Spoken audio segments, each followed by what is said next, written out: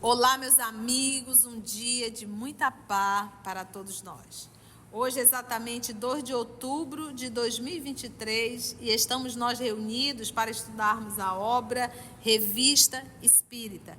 Nós estamos na revista no ano terceiro, nós estamos no ano de 1860 e estamos exatamente no mês de outubro de 1860.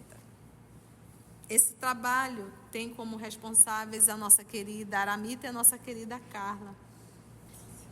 Já elevando o nosso pensamento para te agradecer, Senhor, por mais esse momento de estudo, de reflexão, que possamos cada vez mais, quando adentramos na Revista Espírita, termos a consciência do grandioso trabalho do professor Denizar, termos respeito por esse homem que dedicou e sacrificou a sua vida para deixar a cada um de nós as lições imortais da doutrina espírita.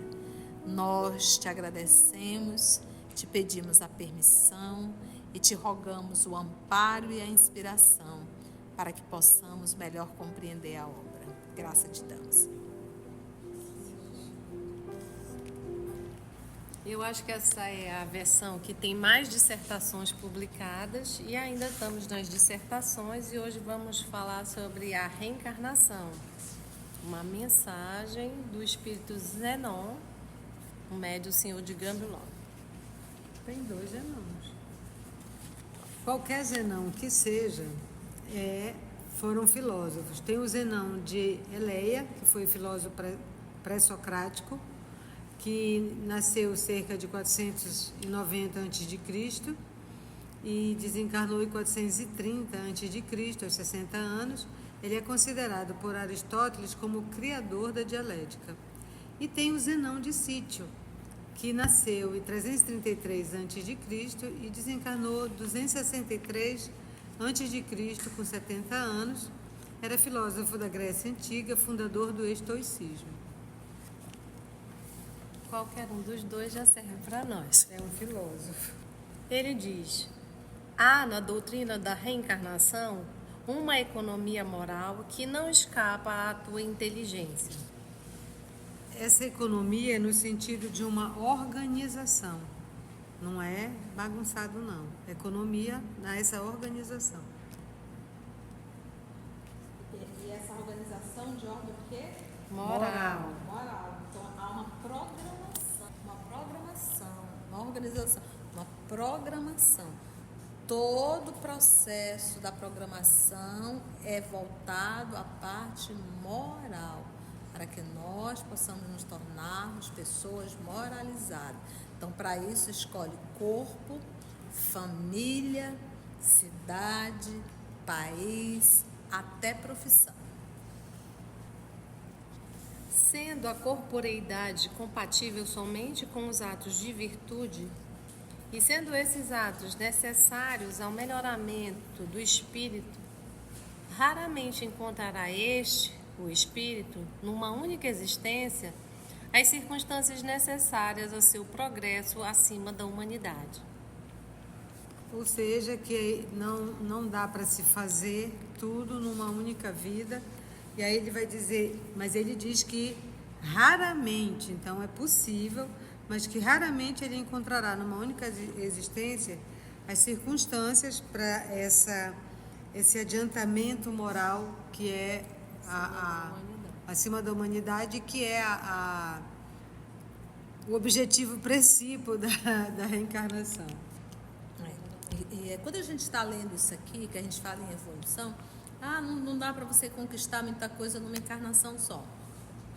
Não dá para eu conquistar muitas coisas de elevação moral. Agora, lembra sempre, quando a gente pensa assim, a gente acha o quê? Nós somos maus e vamos ficar bons. Aí basta a gente ouvir o evangelho de ontem. Eu não preciso errar. Deus não nos fez para errar. Deus não nos fez para sermos maus e depois sermos bons. Ser mal é uma escolha, é o livre-arbítrio. Então, eu não posso aprender tudo, chegar a ser um Cristo numa encarnação. Eu não posso dar um salto na minha evolução de ordem moral, porque eu tenho que passar por provas específicas. Então, além desse processo que é natural, por isso que é legal ele falar dessa economia, além do processo natural que eu tenho que fazer, ainda temos, muitas vezes, utilizando o nosso livre-arbítrio, a gente complica mais ainda esse caminhar. Entende isso? A gente complica mais ainda, arrumando aí expiações. Então, se eu podia fazer em 200, com os processos de expiações, às vezes eu faço em 800 mil.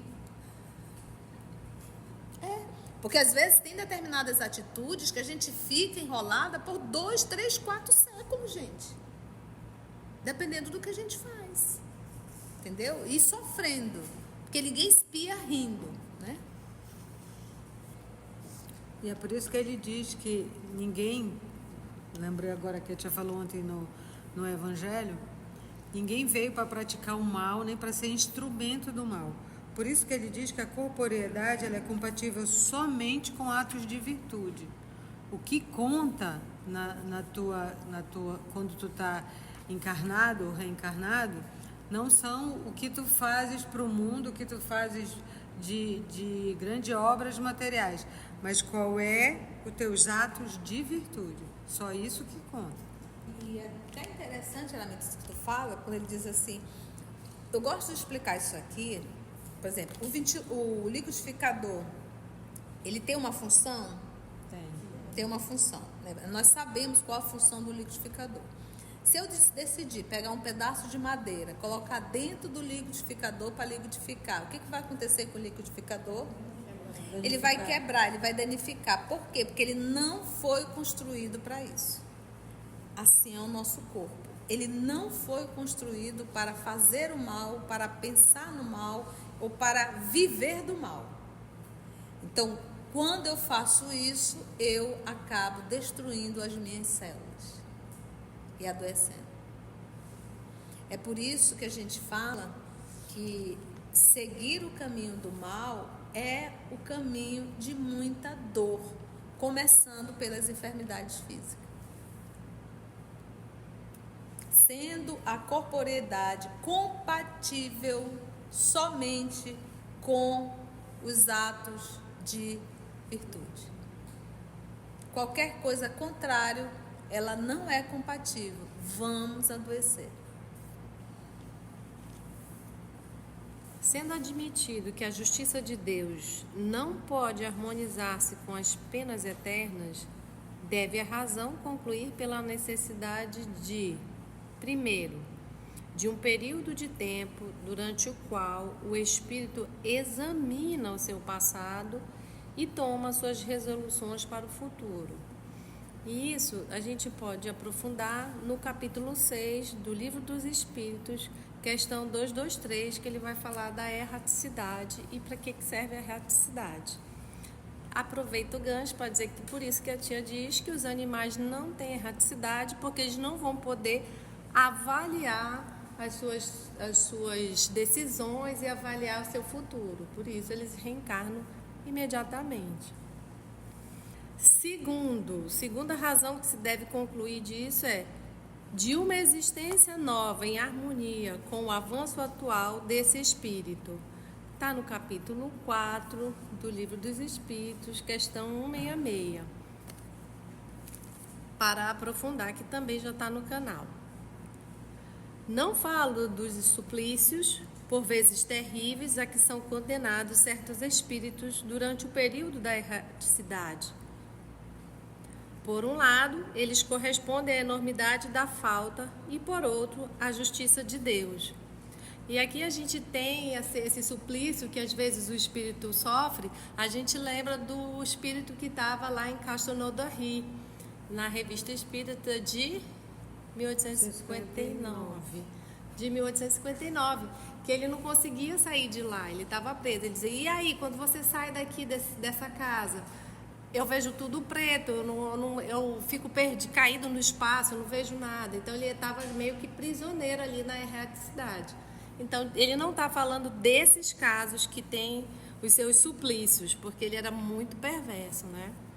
Também como os suicidas que ficam até passar um tempo no vale, os que chegam ao vale, para depurar, para conseguir desfazer os fluidos, para depois começar a pensar. Isso também não é os que vão ter essa coisa de examinar o seu passado.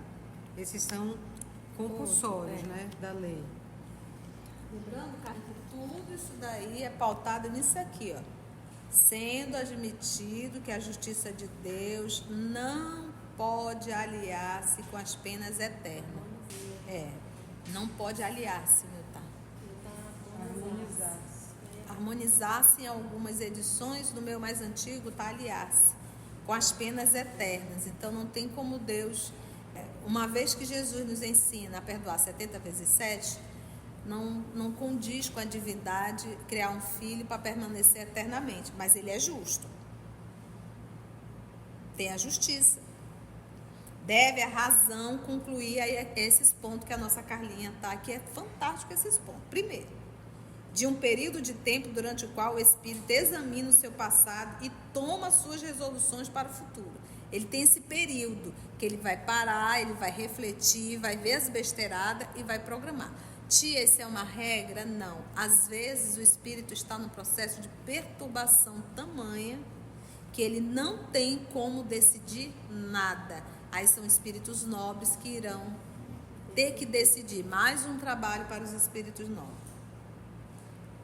Qual espírito examina o seu passado? De uma existência nova, uma nova reencarnação, em harmonia com o avanço atual desse espírito. Então, esse processo nosso de evolução, o espírito nunca vai regredir. Ele pode estacionar. E é daí para frente. Agora, o grande lance é que o nosso passo é muito lento a nível de evolução, tanto da humanidade terrena quanto de forma individual. A massa humana individual, os nossos passos são muito minúsculos e isso atrapalha. Então, mas ainda assim está no processo de evolução, mas quase imperceptível. Por isso que você pega uma obra há 2000 anos, você vê o comportamento daquela sociedade e você vê o comportamento da sociedade de hoje, você não vê absolutamente nenhuma mudança. Muito pouco. Na ciência.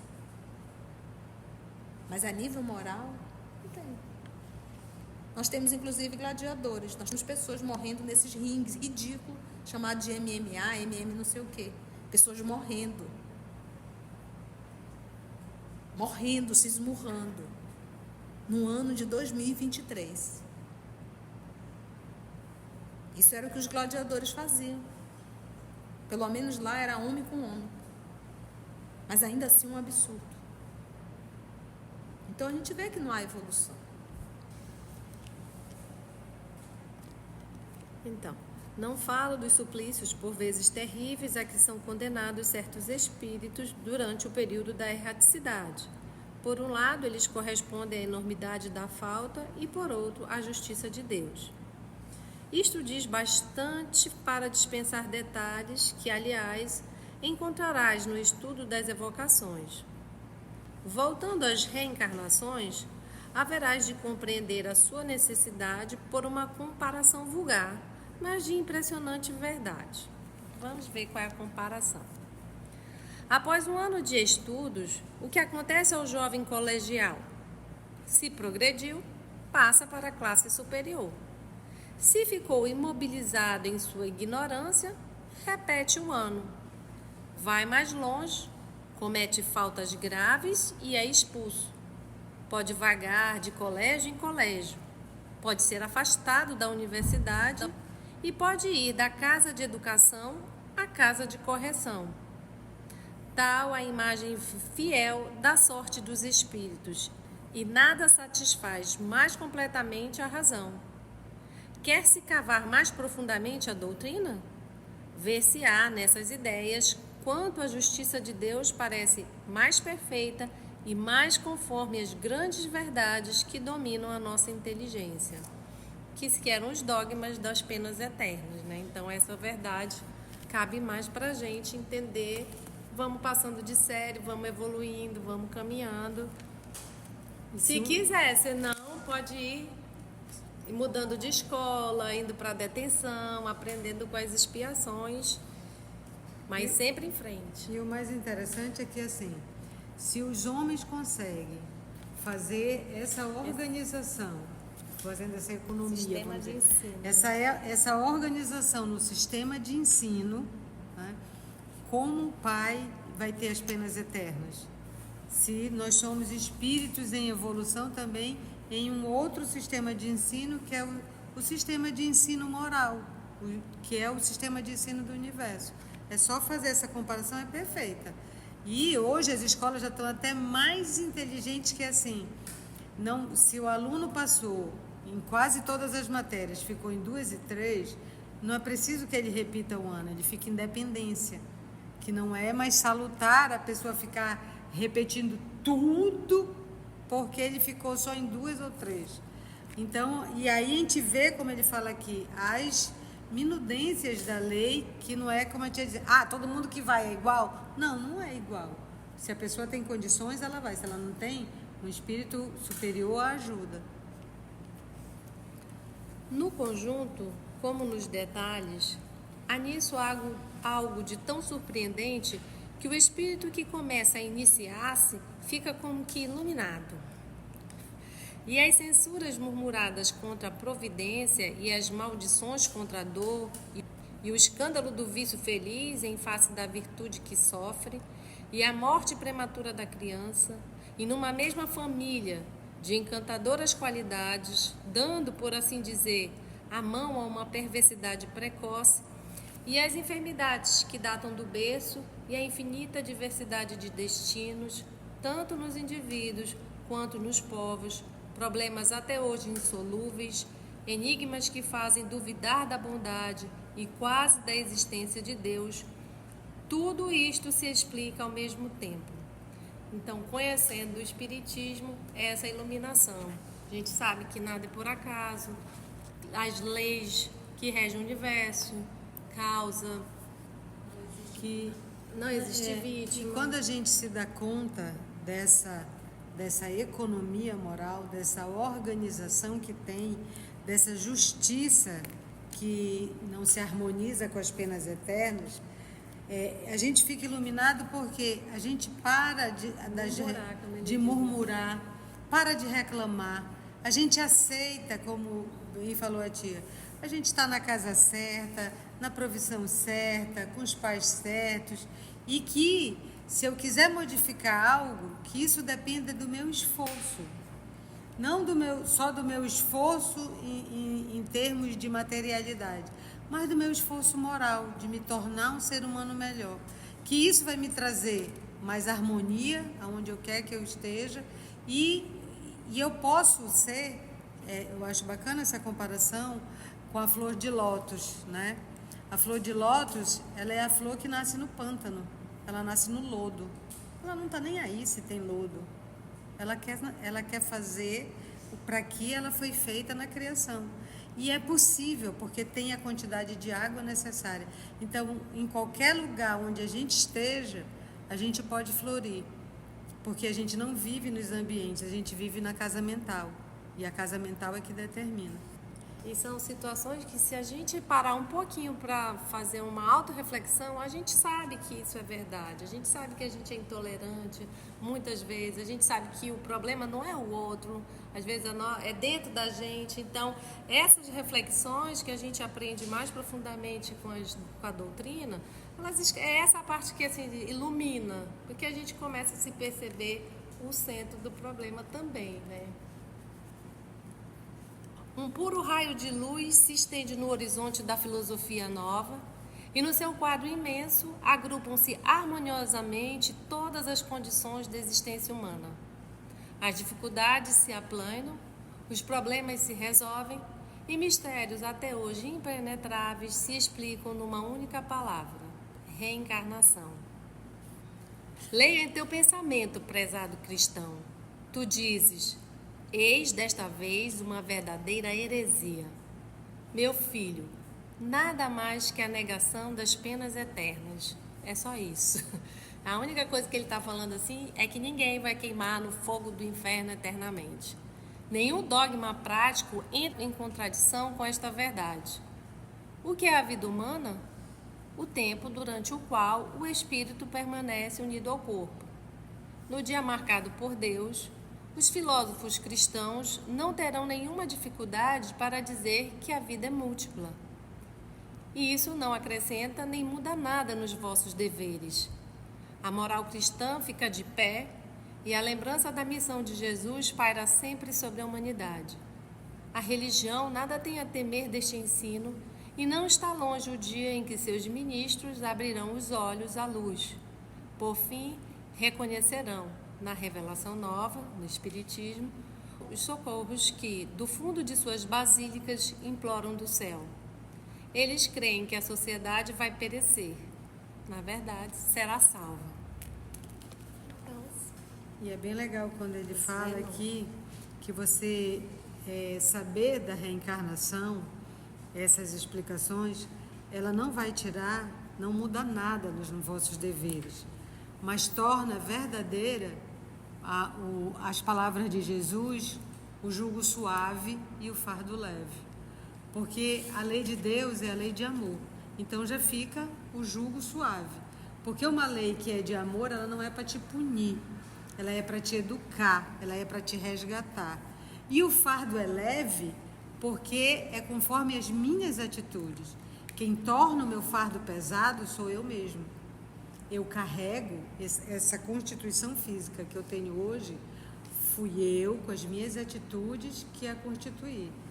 E bem como disse a tia no começo, até as doenças, porque esse corpo não foi feito para fazer maldade.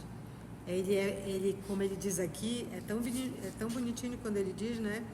Essa corporeidade, ela só é compatível com os atos de virtudes.